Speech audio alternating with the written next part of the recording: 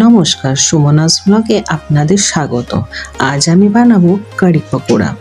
প্রথমে একটা পাত্রে কিছুটা পেঁয়াজ কুচি আর 5 চামচের মতন আমরা বেসন নিয়ে নেব।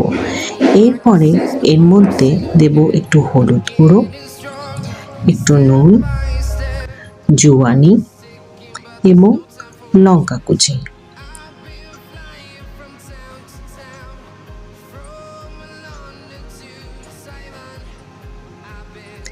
এরপরে কিছু ধনেপাতা দিয়ে একে এর মধ্যে ভালো করে জল দিয়ে মেখে নেব। যেরকম পেঁয়াজের ব্যাটারটা করে ঠিক সেইভাবে ব্যাটারটা মেখে ফেলব।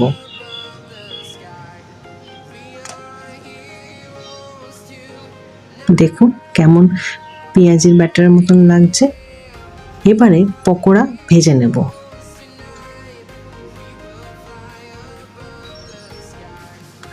বেশ লাল লাল হয়ে গেলে পকোড়াগুলোকে এবারে তুলে রাখতে হবে। এইবারে আরেকটা পাত্রতে 2 চামচের মতন বেসন নিতে হবে। তারপরে 6 থেকে 7 চামচ আমরা দই নিয়ে নেব।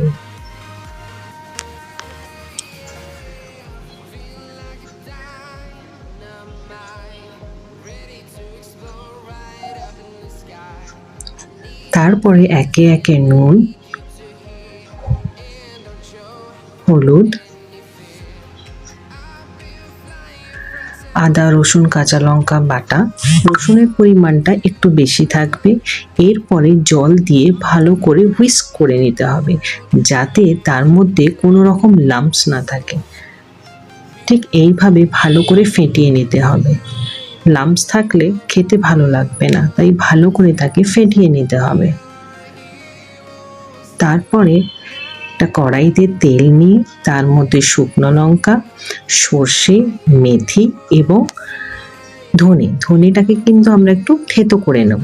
তারপরে কাশ্মীরি লাল লঙ্কার গুঁড়ো, জিরে গুঁড়ো, ধনে গুঁড়ো, একটু হলুদ দিয়ে এর মধ্যে গুলে রাখা ওই ব্যাটারটা ঢেলে দেব। তারপরে একটু ভালো করে নাড়াচাড়া করে ভালো করে ফুটতে দিতে হবে। ফুটে যাবার পরে ভেজে রাখা পকোড়াগুলো ওর মধ্যে দিয়ে আরেকটু ফুটিয়ে নিতে হবে। এরপরে ধনেপাতা দিয়ে গ্যাসটা অফ করে দিতে হবে।